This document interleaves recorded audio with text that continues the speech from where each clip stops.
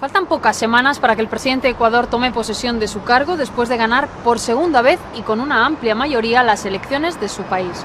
Con motivo de su gira europea, CNN ha podido conversar con él de los principales asuntos de la actualidad. ¿Quieren saber qué le dijo el Papa Francisco, por ejemplo, en Roma, o Angela Merkel en Berlín?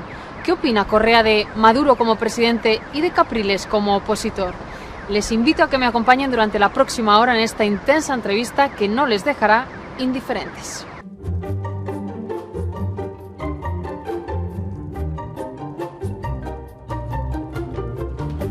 Presidente de Ecuador, Rafael Correa, muchísimas gracias por atender a CNN y por estar aquí. No, encantado, Ana. Gracias a usted, a CNN, por esta entrevista, por esta oportunidad. Vamos a hablar enseguida de esa gira europea que le ha traído también aquí a España. Ha estado en Roma, ha estado en Berlín.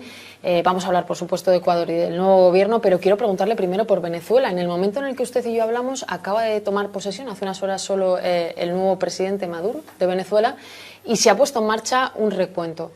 ¿Usted cree que es necesario ese recuento? No creo que es necesario, pero si alguien lo cree necesario, en buena hora que se realice. Mire, no nos engañemos. Siempre ha habido planes para desestabilizar a Venezuela. Si el presidente Chávez no hubiera ganado con la distancia, teníamos la información de inteligencia, si no hubiera ganado con la distancia que ganó las elecciones pasadas al mismo candidato opositor, si ganaba solo con 3-4% de los votos, hubieran cuestionado las elecciones, hubieran generado inestabilidad. Así que no podemos permitir estos juegos, entre comillas. El candidato electo y ya posesionado como presidente de la República, el señor Nicolás Maduro, no tenemos por qué dudar de los resultados del veredicto del Consejo Nacional Electoral, pero si a alguien le satisface o cree necesario un recuento, que se lo haga. No soy yo quien para decirlo, eso lo tienen que resolver los venezolanos, pero en buena hora sí se lo hace. Pero si no hay nada que ocultar, y usted está tan seguro, de hecho fue de los primeros en felicitar a Maduro, no hay nada que ocultar, no hay nada raro, la distancia es muy muy corta, eso es así. ¿Por qué se dice que no de inicio a ese recuento? Bueno, aclaremos las cosas, Ana. Venezuela tiene los sistemas electorales más modernos del mundo, todo es electrónico. Entonces, es un poco absurdo tener que hacer el recuento, pero que se lo haga, insisto. Yo no soy el que le puedo sugerir a los venezolanos que tienen que hacer, pero en buena hora por nosotros si se hace el recuento. Pero en todo caso, mire lo que no se dice. Dicen que la diferencia es muy pequeña, 240.000 votos, ¿no? Capriles ganó la gobernación con 50.000 votos.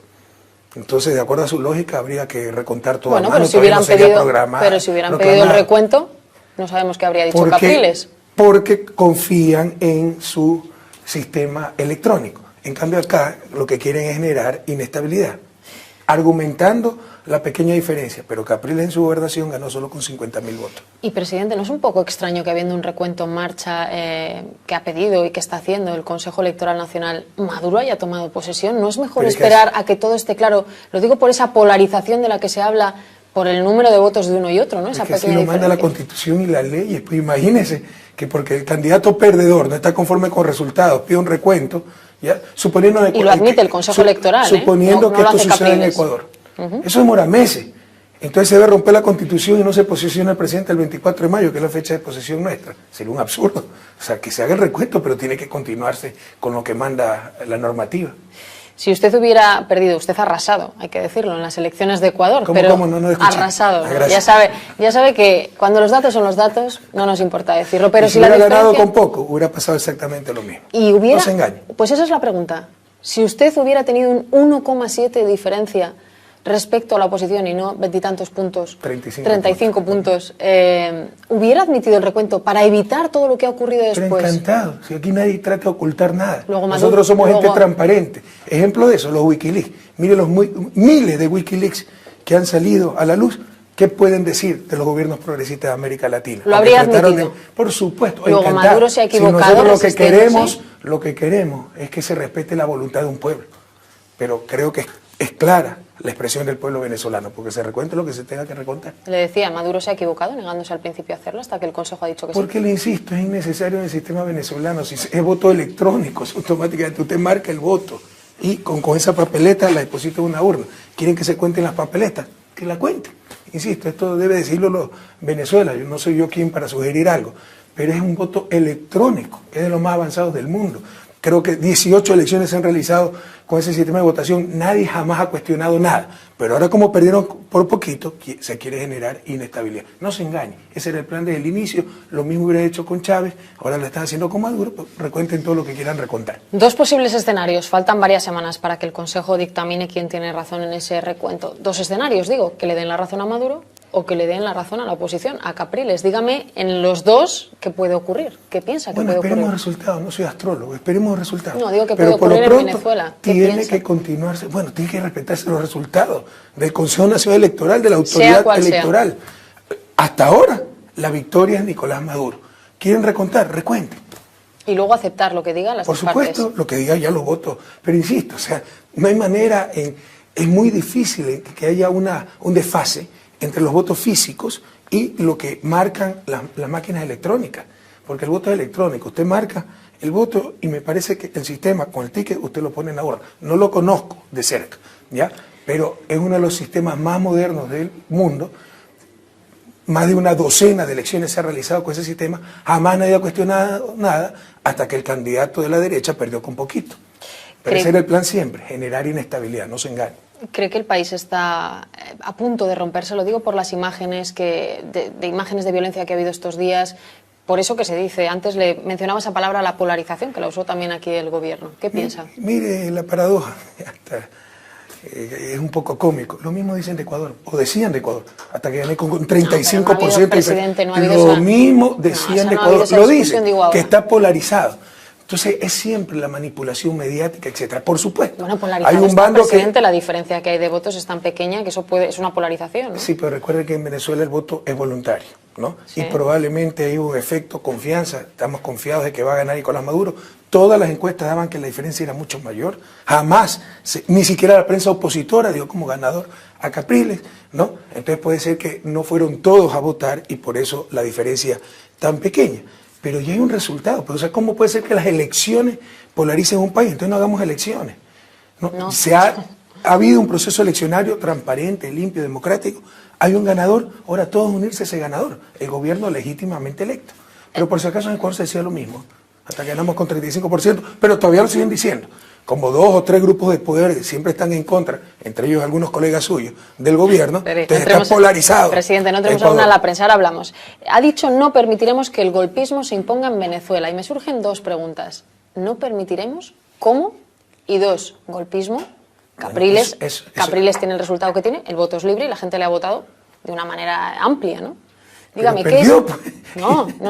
Evidentemente, esto, hasta que el Consejo diga algo, evidentemente el presidente es Maduro. Le digo, ¿qué significa no permitiremos? Como presidente de Ecuador, ¿a qué se refiere? No, como miembro de UNASUR nos referimos. Acaba de haber una reunión hace un par de días en Lima, donde hay una declaración muy contundente de UNASUR que no se permitirá la desestabilización en Venezuela y que se enviará una... Hay golpismo permanente, no se engañe, Ana.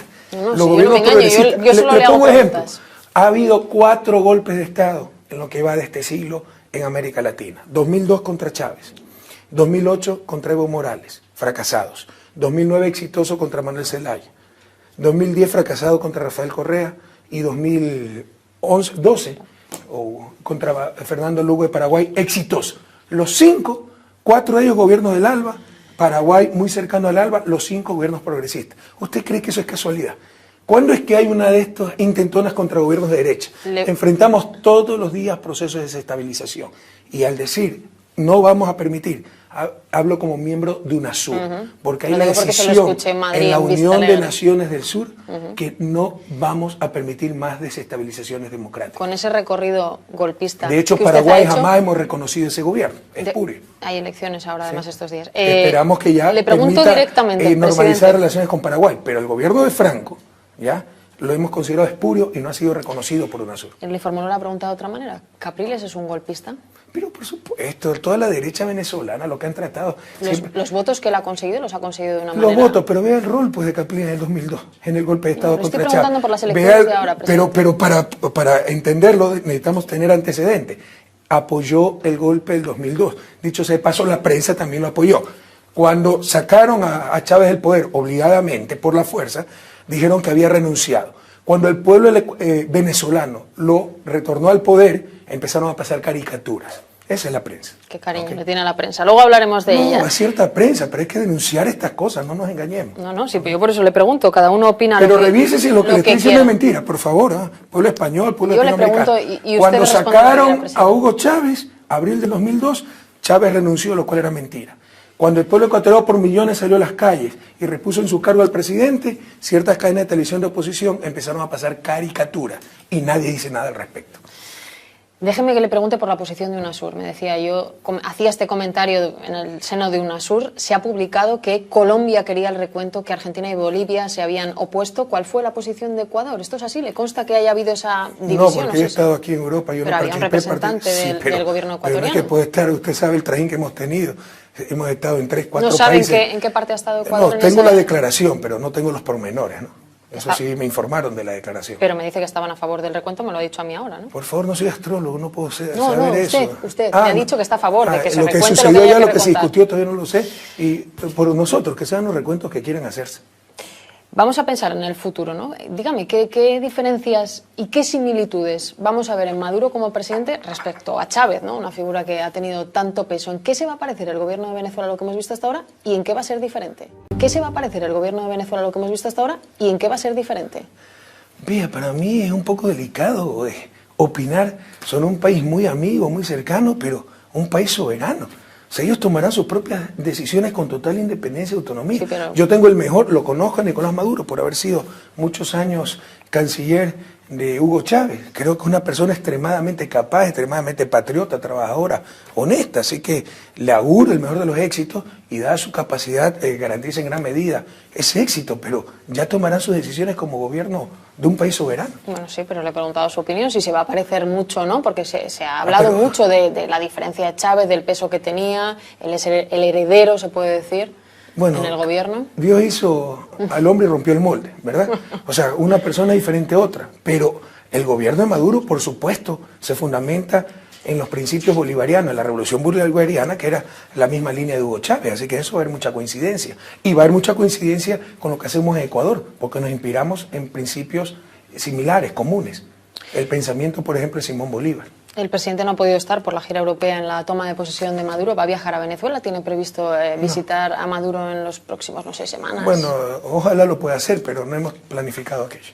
Como decimos, está en Europa y ha hecho una serie de reuniones con gente que manda mucho, como decimos, en Europa, ¿no? Se ha visto con Merkel, ahora hablaremos de esos temas, y ha estado también con el nuevo Papa Francisco, por cierto, latino, argentino, de que han hablado en esa reunión de 20-25 minutos, el Papa y el presidente de Ecuador. Ah, no, eso fue algo extraordinario, ¿no? Qué persona más sencilla, más transparente. Si me recibió, ¿sabe cómo me recibe?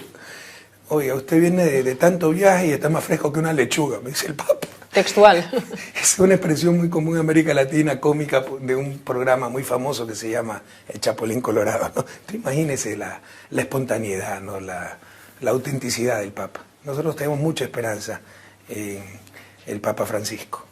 Se ha comentado mucho, usted lo decía, ¿no? El cambio que ha habido en los gestos, en la gestualidad, incluso en la forma de vestir, la humildad que ha transmitido, la sencillez. Y personalmente, pues, le confirma todo aquello. Y uno tiene experiencia de vida, ¿no? No es que finge nada, es muy auténtico, muy espontáneo, muy sencillo. Incluso se acordaba que usted había ido a la entronización con su madre y le preguntó por él. Pero dígame, ¿cree que esos gestos que han sido valorados por gente de todo tipo y condición van a hacer que también la Iglesia tenga un cambio? Si es que cree que la Iglesia tiene que hacer un cambio para acercarse más a la sociedad en el siglo XXI. Es obvio que tiene que hacer cambio. El propio Papa Benedicto XVI lo ha dicho. La jerarquía eclesiástica lo ha dicho. El Papa Francisco lo ha dicho. Por eso ha formado una comisión de asesoramiento de 8 cardenales. Es claro que la Iglesia debe hacer cambios, corregir cosas terribles que pasaron en su interior, pero también hacer reformas acorde al siglo XXI que estamos viviendo, ¿no? ¿A qué se refiere con cosas terribles? ¿Al tema de la pederastia? Todo aquello, ¿no? ¿Cree que la Iglesia tiene que ser más contundente? Bueno, no solo el Papa pedir Francisco perdón. Tal vez no lo ha expresado textualmente, pero lo ha demostrado, que va a ser mucho más firme con estas cosas horrorosas que sucedieron. Y digo, no solo pedir perdón, sino esa gente que vaya a la justicia, evidentemente. Por supuesto. ¿No? Merkel, decía, la otra mujer con más poder en Papa Europa. A Merkel. ¿Pero quién fue tiene al más revés, poder? Fue al revés, ¿no? De Merkel al Papa. Es increíble ver la sintonía que había entre ustedes en la rueda de prensa viniendo de mundos ideológicos, y eso me lo tiene que reconocer, tan opuestos. Esa sintonía se percibía, tiene buena relación con ella, ¿no? Bueno, no es que Correcta. La conozco profundamente, nos habíamos reunido alguna vez en Lima, en una cumbre de las tantas que ha habido, Europa, América Latina o algo así. Pero acá, mire, Merkel es una persona muy franca, frontal, directa, yo también. Ella es una lideresa, yo algo de liderazgo tengo, entonces nos entendimos bien, nos comunicamos bien, pese a que no coincidimos en muchas cosas. He leído que el gobierno alemán califica a Ecuador como el jaguar de Latinoamérica y que a ustedes les había agradado mucho, ¿no? Es una manera de elevar incluso Ecuador por encima de otros países de Latinoamérica por los resultados económicos. Sí, es que los resultados, cuidado, siempre se confunde que tengamos buenos resultados económicos es estar bien. Europa está mal, no, Europa tiene problemas en estos momentos, pero Europa está acá a nivel de riqueza y en consecuencia capacidad para atender las necesidades de su gente, y América Latina todavía está acá. Ecuador es de los países que más rápido está avanzando en América Latina, pero es como estar en una maratón de 30 competidores, íbamos al último, ahora estamos en el puesto 20, somos los que más hemos avanzado en puestos, pero no estamos ganando la maratón, ¿sí me explico? Estamos avanzando rápido, entonces todavía no significa que América Latina y particularmente Ecuador esté bien, pero al menos ya hemos empezado y en el camino correcto y a la velocidad adecuada. Siempre se puede ir más rápido. Es verdad que hay muchos datos que así lo confirman, el crecimiento que ha tenido Ecuador en los últimos años, instituciones de todo tipo, incluso del Fondo Monetario, que ha mejorado la presión de crecimiento a pesar de que usted... falta que algunos de sus colegas lo reconozcan. No, no lo digo porque usted es muy duro con él. No, yo le insisto, los datos son los datos. Con el Fondo Monetario usted ha sido muy duro. Uno de sus colegas en Ecuador, porque ni a pesar de eso. Bueno, yo no le digo a nadie lo que tiene que pensar, pero el Fondo Monetario, usted ha sido muy duro con ese tipo de políticas y Merkel de alguna manera simboliza la política de la austeridad. Desde luego aquí en Europa es la que impone, ¿no? Eso, y ahí sí que chocan frontalmente con lo que usted dice. Eso le he dicho y con todo respeto, estoy totalmente de desacuerdo con esa clase de política y realmente me preocupa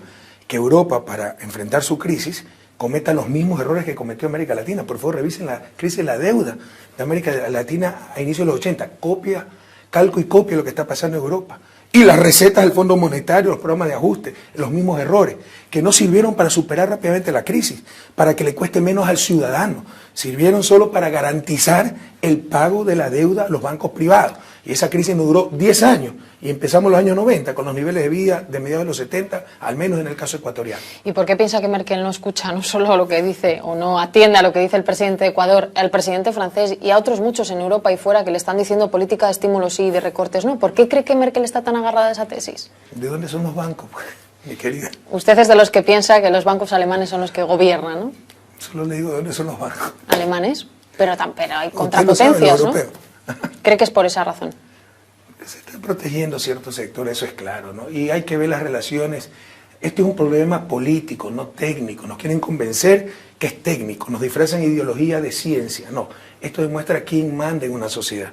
Y lastimosamente la sociedad del siglo XXI, no estoy criticando gobierno, peor aún, presidentes, etcétera. Estoy criticando sistemas. En el sistema imperante del siglo XXI no manda el ser humano, manda el capital y sobre todo el capital financiero. ¿En todos los continentes? En la mayoría de continentes. En Ecuador eso está cambiando y por eso el gran apoyo popular. Ya el pueblo ecuatoriano sabe que en nuestro país, antes mandaban los banqueros, todo era en función de los banqueros. Revise la crisis de los 80, la crisis de 99, que produjo tanta migración. Mandaba la oligarquía, mandaba el poder mediático, mandaba la burocracia internacional del Fondo Monetario, Banco Mundial, mandaban países extranjeros. Ahora el pueblo ecuatoriano sabe que con nuestros múltiples errores y escasos aciertos, mandan ellos, los ciudadanos. ¿Qué debe hacer, según usted, Europa, para hacer frente a ese poder que resta, no sé, a los ciudadanos capacidad de movimiento? Sí, pero son dos modelos, según usted, muy diferentes. De los países. Solo les pido, revisen la historia y no cometan los mismos errores que nosotros cometemos. Y a los ciudadanos, que no es un problema técnico, es un problema político. ¿Quién manda en una sociedad? El ser humano o el capital. Eso lo he repetido mucho aquí en España es que ahí está la clave. Estos días. Es el gran desafío. El ser humano tenga supremacía sobre el capital, la sociedad es sobre los mercados. Ahora todo es mercado, y la sociedad, vidas, personas, una mercancía más. Eso es un absurdo. Tampoco vamos a caer en el error que cometió el socialismo clásico de negar el mercado. El mercado es una realidad económica. Pero una cosa... ¿Esa es la autocrítica que puede hacer el socialismo clásico? Y la hacemos claramente. Pero una cosa es mercados mandando a sociedades, otra cosa es sociedades mandando a mercados. El mercado es un gran siervo, pero es un pésimo amo. Creemos, como socialistas modernos, en sociedades con mercado, pero no sociedades de mercado. Y ese es el grave problema. Le decía que esa es una de las tesis que más ha incidido usted en España por la crisis que está sufriendo este país, en el que hablamos usted y yo, y porque hay una importante parte de la inmigración que vino de Ecuador y otros países, pero hablamos del suyo, que la está sufriendo muy directamente con el tema de las casas, de los desahucios. Explicamos que aquí la ley lo que dice es que si no puedes pagarla, entregas la casa, pero no acabas con la deuda. Y fue de los primeros usted en criticarlo. ¿Ha habido avance? Y digo, respecto al gobierno español, ¿usted cree, porque ustedes están ayudando como pueden consularmente a los suyos, cree que eso cambia, que está mejorando? Pero déjeme un poco ampliar sus comentarios, ¿no? Ecuador no era un país de migración. La gente se quedaba en su patria. Pero a partir del 99 nos salieron millones de personas. No se imagina la debacle social que esto fue. Familias destruidas. Aquí tenemos madres que 12, 13 años no han visto a sus hijos. Perdieron la vida de sus hijos, su adolescencia, su niñez. Empezó a haber suicidio infantil, niños de 12, 13 años que se nos suicidaban porque sus dos padres en España. Cantones donde 60% de los niños se crían con vecinos, con tíos, con abuelos, con el hermano mayor, 16, 17 años que recibe la plata de sus papás, que le mandan las remesas. ¿Por qué? Por la crisis financiera del 99. El abuso de los bancos, quebraron 16 bancos y se congelaron depósitos, se le obligó a la gente a salvar a esos bancos. Lo mismo que está pasando en Chipre y algunos otros sectores de Europa. Aprendan de nuestros errores, no cometan los mismos errores. En todo caso, lo he dicho frontalmente y con todo respeto, critico sistema. Esa ley es extremadamente antigua, la ley de desahucio. No es del Partido Popular, no es del PSOE, es desde siempre. Pero esa ley es inmoral, pues. El riesgo debe caer sobre el capital, a lo sumo ser compartido. Pero aquí todo el riesgo cae sobre los seres humanos, pero no solo eso, ¿no? Las actitudes irresponsables, oportunistas de la banca, las pagan los ciudadanos. Porque cuando hubo liquidez, y revise la historia, lo mismo fue en los 80, a nivel internacional, ahí sí, aquí al nivel de un país, cuando hubo liquidez, le sobraba plata, buscaban a los ciudadanos, no por solidaridad, sino por el negocio, y buscaban para darle a usted un crédito. Ellos mismos le valoraban la casa. Su casa vale 300.000 euros, la burbuja. Le presto 350.000 para el coche, para los muebles, porque me sobra plata, no porque usted me cae bien. Viene la crisis, se desploman los precios de las casas, la gente pierde su trabajo, es deudora de buena fe, no de mala fe. Y bueno, tiene que dar su casa. Ya qué dolor por una familia entregar su casa. Pero la casa vale 50.000 euros y me queda debiendo los otros 300.000. Es decir, me quedo sin casa y endeudado de por vida. Con todo respeto, yo no estoy criticando gobierno, estoy criticando sistemas. Sí, pero eso es inmoral y criminal, y lo diré cuantas veces sean necesarias. ¿Qué le llega del gobierno español? No sé si ha tenido oportunidad estos días. Va a haber yo aprecio mucho al presidente Rajoy, conozco su preocupación. Es más, alguna vez que lo vi tan pálido, cansado, que hasta me preocupé. Ha flexibilizado en algo la ley, pero ojalá haya un consenso. Nunca va a haber consenso total o unanimidad, porque los banqueros se van a oponer a eso. Pero hay un amplio consenso en la sociedad española para cambiar esas leyes que, insisto, son inmorales. Se las disfraza de técnica y responsabilidad, no, cubren la irresponsabilidad de los banqueros. Que usted se sobreendeudó y usted sobreprestó. ¿Dónde está su responsabilidad? Y quieren hacer caer todo el costo de la crisis sobre el ser humano. Eso no esconde otra cosa que la absoluta supremacía del capital y básicamente el capital financiero sobre los seres humanos. Ya sabe que hay quien dice que si se flexibiliza del todo, los bancos pueden pensar que la gente deje de pagar. Qué horror que la gente deje de pagar. Es mejor que se suiciden nomás y que pierdan sus casas. No, presidente, ya sabe lo que le quiero Por el amor de Dios, hay órdenes de prioridad. Pero es que además van a llegar, y esta expresión mía que la di en la Universidad Técnica de Berlín fue mal entendida, porque no estoy criticando gobierno, estoy criticando sistema. Además es torpe economía. O sea, a los economistas los deberían dejar de año. Economía es ciencia social. Su fin último, no es que los banqueros estén contentos, pues, que supuestamente, de acuerdo a ellos, cumplan la responsabilidad de las personas que se endeudaron. La economía busca el bienestar del ser humano y vamos a llegar al peor de los mundos. La crisis española no es una crisis financiera. Las capacidades reales de Europa están intactas. Crisis real sería que la gente necesite casa y no haya quien haga casas en España. No solo que hay quien haga casas, y bien, existen las casas, pero por la ambición del capital financiero van a llegar al peor de los mundos y por leyes injustas. Gente sin casas y bancos con casas. Gente que necesita casa, que no tiene casa, y bancos que no necesitan casa, con casa. Ese es el peor de los mundos. Eso es economía torpe, tonta. De hecho, aquí en España hay también un buen debate sobre si las casas vacías deben utilizarse. Pero esos economistas que defienden esos sistemas deberían dejarlos de año. Eso no es economía. Economistas políticos. Presidente, antes no, bueno, fuera que sean políticos. Claro, son políticos dentro de un sistema y ellos se creen técnicos, pero están haciendo política. El peor mal que le hicieron a la economía nació como economía política. Con el tiempo hubo la prevalencia de una ideología y se llamó solo economía y se creyó que era ciencia técnica. No, eso es política, ¿no? Y debemos considerar las relaciones de poder. Y aquí todo está en función del capital y por esa ambición, sobre todo el capital financiero, van a llegar al peor de los mundos, le insisto. Familias que necesitan casas sin casa y bancos que no necesitan casas, claro, repletos de casas. Es que en política pasa como en el periodismo, que hay buenos, malos y regulares. Ha mencionado... Sí, economía, lastimosamente. En economía y en política. Y en economía y en política. Porque es abstracción de las relaciones de poder. Y creen que están haciendo técnica cuando están haciendo es política. Y disfrazan ideología de ciencia. Ha mencionado una parte interesante y es esa inmigración que vino de Latinoamérica a Europa, especialmente a países como España, y que ayudaron a levantar este país. Eso es evidente y que ahora están sufriendo muy de cerca la crisis, ¿no? Seguramente de los primeros golpeados. ¿Tiene cifras de cuánta gente ha vuelto de su país, desde España a su país? Oficial, o sea, utilizando los programas de respaldo, de ayuda, de apoyo del gobierno nacional, cerca de 40.000, pero muchos más que han regresado por su propia cuenta, pero con el programa Bienvenidos a Casa de la Secretaría Nacional de Inmigrantes, cerca de 40.000 personas. Creo que también además están yendo muchos españoles y son bienvenidos. Eso le iba a preguntar. Siempre recibiremos con los brazos abiertos. Hay dos vías que pone en marcha el gobierno ecuatoriano. Por un lado, favorecer que los ecuatorianos vuelvan a su país, oferta de empleo público, creo que va a haber posibilidad incluso de darles trabajo allí. Hay el sistema socioempleo, donde se van a poner a disposición concursos para que puedan participar desde España, Italia, etcétera, nuestros migrantes. Y en el caso de los españoles, he leído también que ofrecen posibilidad, por ejemplo, médicos y profesores, que es de lo que más falta en Ecuador. Al final esto se da la vuelta a la historia, ¿no? Ahora probablemente serán los españoles los que tengan allá que buscar trabajo, ¿no? Insisto, no exageremos, ¿no? Que América Latina esté creciendo no significa que esté bien, todavía tenemos miseria generalizada, todavía somos el continente más desigual del mundo.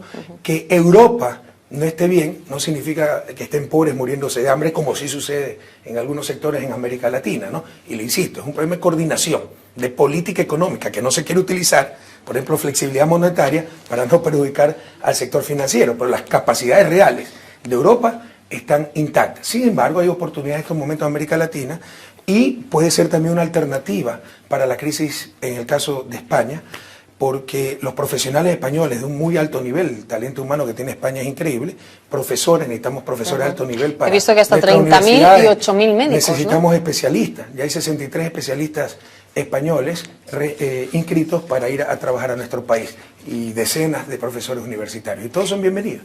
¿Y las empresas? Sé que hoy mismo se va a ver, cuando se emita la entrevista ya se habrá encontrado con directivos de Repsol. Tiene una buena relación el presidente de Ecuador, de igual a igual, entiendo, con Repsol, ¿no? Va a visitar alguna de sus instalaciones. Bueno, siempre se dice, la seguridad jurídica, ya sabe, que puedan tener... Con un presidente de un país desarrollado, tengo una relación de igual a igual con un presidente de una transnacional, ¿no? Bueno, presidente transnacional acá, no, el presidente de un país acá. Es de igual a igual, ¿no? ¿La relación? No, es del representante de un Estado soberano con el representante de una compañía privada. Se lo decía porque usted siempre ha sido muy crítico con lo que ha ocurrido siempre en el pasado. De igual a igual, evidentemente a usted le han elegido, al señor de Repsol no sea... pero se va a reunir con ellos y tiene buena relación. Sí, ya sabemos lo que ha pasado. Yo tengo que reconocer que Repsol siempre ha tratado con mucho respeto al Ecuador, con mucha consideración. Hemos tenido negociaciones durísimas. Y si ellos estuvieran en mi lugar y fueran gente honesta, patriota, hubieran actuado exactamente de la misma forma. Porque los contratos petroleros eran un atraco para el país. Entonces renegociamos esos contratos, la negociación con Repsol fue durísima, pero llegamos a un acuerdo y creo que le ha ido bastante bien a Repsol en el país. No es lo que ha ocurrido en Argentina. Usted dice, nosotros vamos a proteger a las empresas que vengan o a darles cierta estabilidad, seguridad jurídica, incluso beneficios fiscales, pero ojo, si el país lo necesita, nosotros también tendremos derecho a cambiar las reglas con una compensación. No va a cambiar las reglas están... Le aseguro que esas reglas existen en España, déjeme que acabe la pregunta, en Europa, presidente. Es que sí. Me está poniendo premisas equivocadas, por decirlo menos. Déjeme que acabe la pregunta. Defiendo el derecho de los Estados de que en un momento dado y con la justa compensación se nacionalice una empresa en función del bien común. Sí, entrevista con su colega entrevista Ana, en el diario Española. Sí, ayer estuvo en Televisión Española. Yo le he citado una entrevista en el diario ABC justo después de ganar las elecciones. Digo que la diferencia es la compensación. Cuando hay un litigio entre un gobierno legítimamente elegido y una empresa que puede tener más o menos ventaja, esa es la diferencia con Argentina. ¿Ustedes sí están dispuestos, si eso llega a que haya una compensación económica? Pero creo que Argentina también hubo esa compensación. Bueno, hay un litigio de cuánto debe ser, ¿no? Bueno, pues se puede discutir esas cosas. Siempre el inversionista privado va a querer más que lo que ofrece el Estado, pero nuestra Constitución garantiza la seguridad jurídica, garantiza la propiedad privada, nuestras leyes. Pero todo Estado, no soy especialista en derecho, pero aseguro que en Europa, en todos lados, en Estados Unidos, en función del bien común, le aseguro que la normativa permite expropiar, es decir, forzar a la venta una inversión privada con la justa compensación. Si hay una empresa privada que da energía eléctrica a Madrid y le da de pésima calidad y hay apagones 8 horas por día, le aseguro que se va a nacionalizar esa empresa para mejorar el servicio. Entonces usted tiene que tener instrumentos cuando la inversión privada no cumple su rol social para velar por el bien común. Le aseguro que eso existe en todas partes del mundo. Que no se haya aplicado en Europa es porque no se ha necesitado, como no se ha necesitado en Ecuador. Pero todo Estado debe tener ese instrumento y ese derecho de velar por el bien común. A corto y medio plazo no está previsto de todas maneras, ¿no? Que vaya a ser una necesidad. Es más, ya renegociamos los contratos petroleros, ahora tenemos contratos de prestación de servicios. La situación se ha invertido. Antes, con los contratos de participación, por ejemplo, valía 50, 80 dólares el barril de petróleo, nos van 4 o 5 dólares. Ahora vale 50, 80, 200, 500, se les paga 10, 12 dólares a la compañía y el resto es para el dueño del petróleo, que es el pueblo ecuatoriano. No tengo ningún problema con esa clase de Ahora vamos al tema del petróleo petroleros. y a qué países están ahora con la posibilidad de ir allí a Ecuador. Pero antes estábamos hablando de España. No sé si ya tiene confirmación de quién va a ir a su toma de posesión el día 24. Del gobierno, de la Casa Real. Ya sabe que en el caso de Maduro no ha ido ni el gobierno ni la Casa Real. Desconozco, pero todos son bienvenidos. Ahora, siempre va el príncipe, toda mi solidaridad al príncipe, porque, pobrecito, cómo es de sufrir yendo a todas esas ceremonias, cócteles, etcétera, el trabajo más tedioso y aburrido del mundo.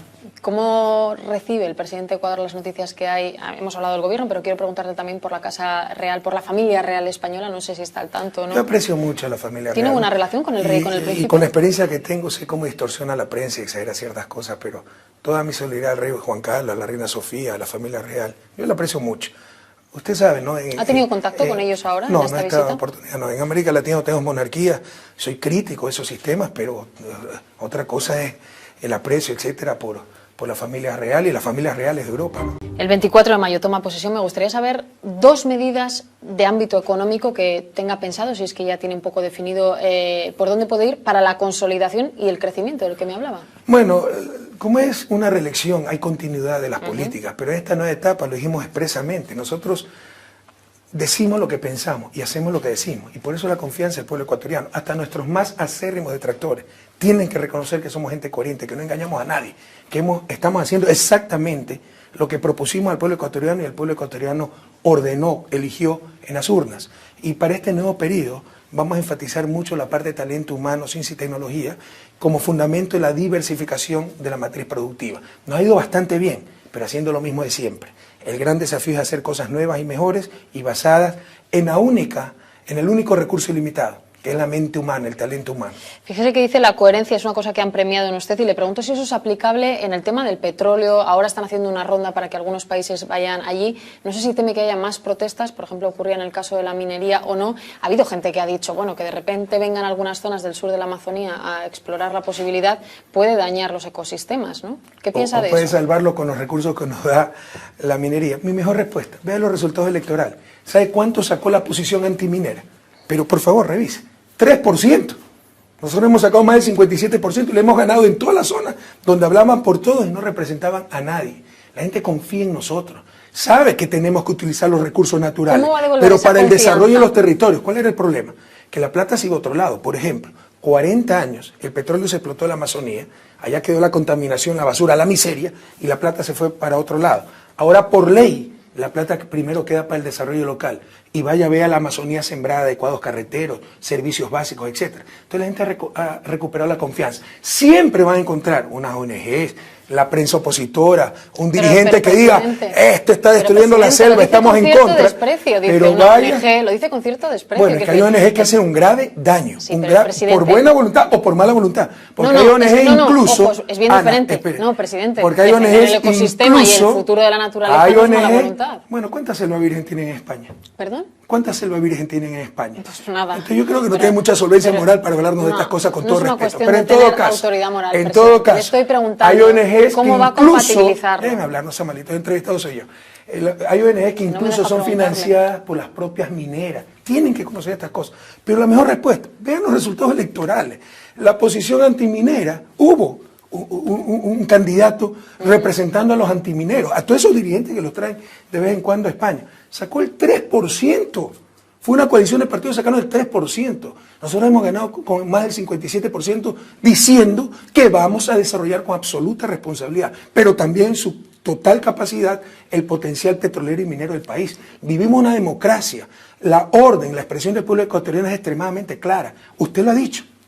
Si nadie duda de su legitimidad, evidentemente, bueno, más con ese asunto. Vea nuestro programa de gobierno. Yo le he dejado responder, déjeme preguntarle, digo que esa ¿cómo va a parte de compatibilizar? esa propuesta fue minería y petróleo. Siga, por favor. Presidente, ¿cómo va a compatibilizar ese afán de que haya un crecimiento económico a través del petróleo y de la explotación de una zona con quien quiere defender que el ecosistema pues no se rompa?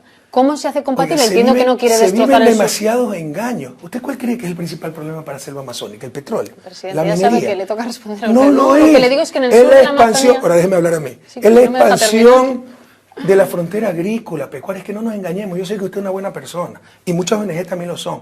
Pero decía Rabindranath Tagore, poeta hindú, no basta querer, hay que saber el camino. Y algunas veces en América Latina ha hecho más daño el voluntarismo incompetente que la mala fe. El principal peligro para la selva amazónica es la expansión de la frontera agrícola y pecuaria, la tala ilegal de los bosques.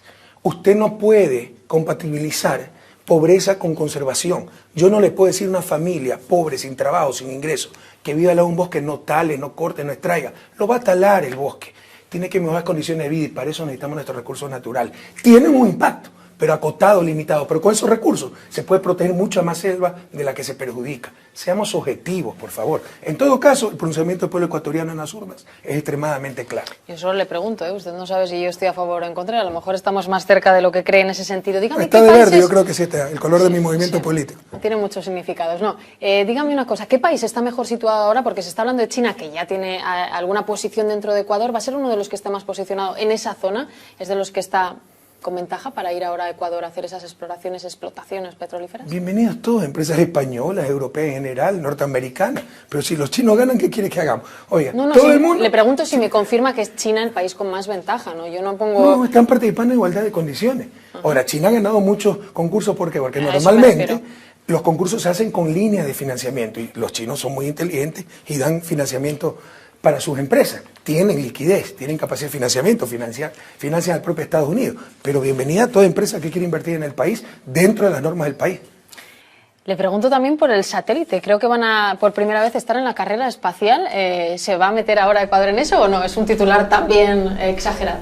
No sé dónde lo leyó, pero si es la prensa, cierta prensa seguramente es exagerada. Como tengo al presidente delante, quiero saber si es cierto o no. Sí, pero tampoco sobredimensionemos los logros. Sí es un gran paso que por primera vez Ecuador, el 30 de abril, desde China lanzará un satélite. Por primera vez en América Latina, un satélite muy sencillo, es un cubo de 10 centímetros para comunicaciones, básicamente transmisión de video gratuita. Eso no es por negocio, para fines educativos. Pero por primera vez en Latinoamérica, un satélite, hasta donde tenemos conocimiento, totalmente hecho en la región. Entonces son pasos muy importantes. Me dice que es algo modesto el proyecto, no estamos hablando de pero la llegada a la Luna. Para un país como Ecuador sí es un gran salto.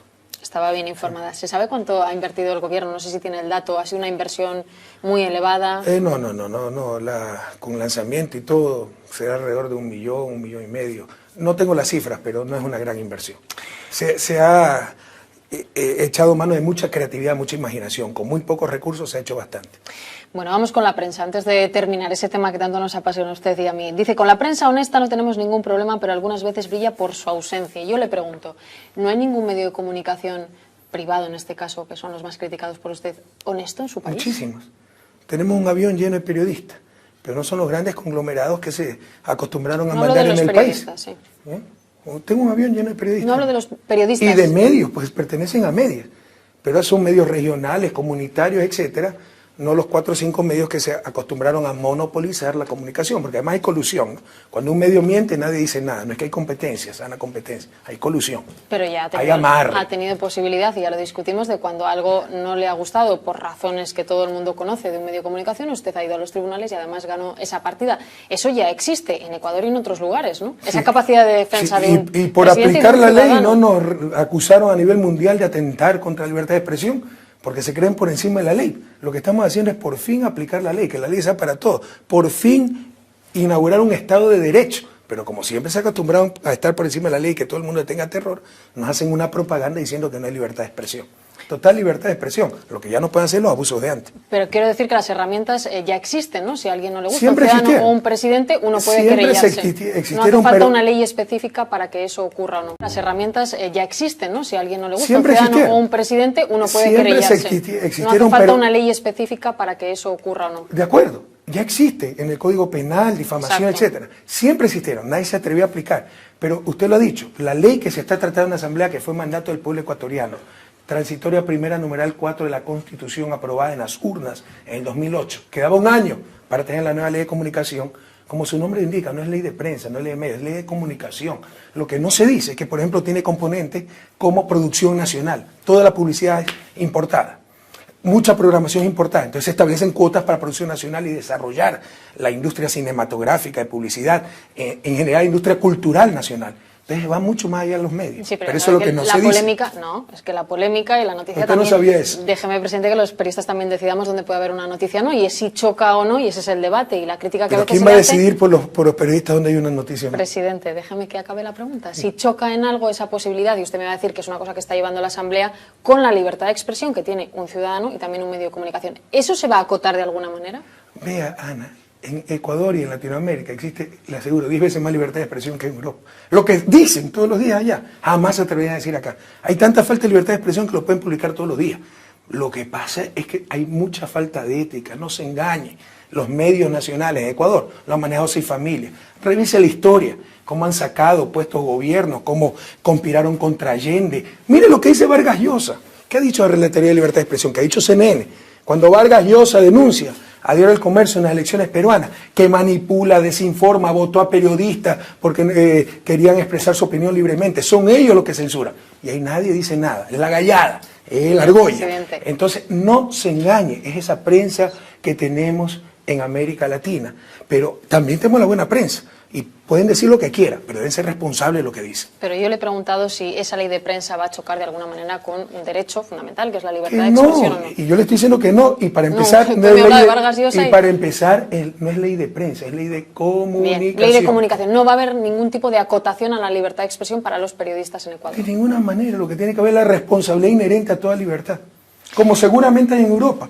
O ya se olvidó que hace 2 años, en Alemania, cerraron una radio por hacer propaganda nazi y metieron preso a 23 personas. Nosotros pues metemos preso a las personas por lo que dicen, por sus opiniones. En Ecuador opinar no es delito. Difamar, engañar, eso sí es delito. Pero ya existe, ¿Ya? como usted ha recordado y como ocurre aquí en España, un código civil, un código penal en función de lo que uno diga y eso le protege. En España es la Constitución. Perfecto, en Ecuador también. Pero esta ley no es solo ley de medios, es ley de comunicación. Penas para difamar, etcétera, y están en los códigos. Pero esto va mucho más allá, no es medio, es comunicación social. He mencionado la Constitución. Se ha dicho, usted lo ha repetido varias veces, que no tiene intención de repetir, Pero que son perdóneme, los mandatos. Cuando se cierra una radio en Alemania es civilización. Cuando se le mete un juicio a un periodista difamador en Ecuador es barbarie. También hay una doble moral bien grave ahí. Por favor. ¿Va a cambiar algún Pero no aspecto? esté enojada, ¿no? Bueno, Yo ya, no qué me bueno. enojo, simplemente pregunto. ¿Va a cambiar algún aspecto de la Constitución? Parece que ha quedado claro que usted no va a optar a la reelección, por tanto ese cambio no se va a producir en el siguiente mandato, pero sí ha hablado de algún aspecto técnico que le parecía que era muy larga, la de 2008, y que puede haber algún cambio. ¿En qué sentido? Sí, hemos hablado porque me preguntaron. Sí, porque nosotros no evidente. sabíamos que íbamos a obtener 2/3. Tenemos 73% de la Asamblea. Es decir, más de los 2/3, con lo cual podemos modificar la Constitución. Pero no sabíamos que nuestra victoria iba a ser tan amplia. Entonces, al día siguiente de la victoria, un periodista me preguntó, ¿y podría modificar la Constitución? Sí, claro, pues puede haber algunos defectos, una Constitución bastante larga. Entonces ya todo se centra en que vamos a modificar la Constitución. Todo obra humana es perfectible. Uno de los errores que se cometió con la Constitución del 2008 es que es la más larga de la historia del Ecuador y creo que la segunda más 400 larga. y pico, ¿no? Más de 400 artículos. Cuando usted reglamenta todo, claro, tal vez logra más perfección en algunos casos, pero más errores también, ¿no? Es susceptible de cometer más errores. Y hay errores que pueden ser corregidos. Por ejemplo, ¿le viene alguno a la cabeza o es demasiado...? Cierto pedirle? hipergarantismo. Se creó para efectos prácticos una cuarta instancia. O sea, todo el mundo puede... Hipergarantismo para un ciudadano no suena mal, se lo digo. Bueno, siempre y cuando Para un no ciudadano, afecte la estructura jurídica del Estado de la forma que la está afectando. Por ejemplo, cualquier persona, antes siempre ha habido acción de protección, no recuerdo si es el término exacto, contra políticas o acciones concretas del gobierno que afecten derechos. Ahora se puede poner acción de protección contra cualquier cosa, y si son 3.000 los afectados, los 3.000 pueden ponerla. Entonces son absurdos. Entonces, eso para mejor eficiencia del sistema de justicia tiene que ser acotado. Wikileaks, ¿mantiene contacto con Assange? Yo no he hablado con el señor Assange desde que está en nuestra embajada. De hecho, la única vez que hablé con el señor Assange es cuando a principios del año pasado me hizo una entrevista en Russia Today a través de videoconferencia. ¿No ha vuelto a tener contacto con él? No, no tengo contacto con el señor Assange. ¿Cómo cree que se va a desarrollar ese tema? Eso tiene que preguntarle a Gran Bretaña. Nosotros hemos hecho lo que teníamos que hacer en función del derecho internacional, en ejercicio de nuestra soberanía, sin tener que pedirle permiso absolutamente a nadie. Le hemos otorgado asilo al ciudadano Julian Assange, está bajo la protección del Estado ecuatoriano. En derecho latinoamericano, inmediatamente ese país tenía que darle salvoconducto. El derecho europeo es un poquito distinto, y analice también eso, cómo los latinoamericanos firmamos todo, Corte Penal Internacional, todo, y cómo los que más hablan derechos humanos no firman nada. Esa es la doble moral internacional también, pero en todo caso, mañana se puede solucionar este problema si Gran Bretaña otorga el salvoconducto al señor Assange. Presidente, muchísimas gracias. Siempre es un placer escucharle, incluso cuando las entrevistas son así. Un placer que haya repetido. Estas son las entrevistas más bonitas. Y en este caso en CNN. CNN. Me ha dado mucho gusto verla. Y verla en CNN, ¿qué pasó en Televisión Española? No es que había independencia y todas esas cosas. No me lo tiene que preguntar a mí. En cualquier caso, el protagonista Desde es usted. que se inventó la imprenta, la libertad de prensa y la voluntad del dueño de la imprenta. No se engañe, Ana. Por el bien. Es verdad que me repite mucho lo de no se engañe y créeme que no me engaño. Okay. Muchas gracias, presidente. Es una de las grandes luchas de la humanidad. Porque somos muy vulnerables a lo que nos digan o nos deben decir negocios privados con fines privados, no necesariamente fines públicos, que deberían garantizar un derecho, el derecho a la información. Me va a hacer repreguntarle otra vez, presidente, y se nos acaba el tiempo. No siempre lo garantiza. Lo dicho, muchas gracias por haber atendido a CNN. Gracias a usted. Que tenga suerte, presidente. Será muy bien. Gracias. Ya han escuchado al presidente de Ecuador en esta entrevista que rodamos durante su visita a esta ciudad, a Madrid, y que hemos emitido de manera íntegra, tal y como se produjo. Les espero en próximas ediciones de Frente a Frente en CNN.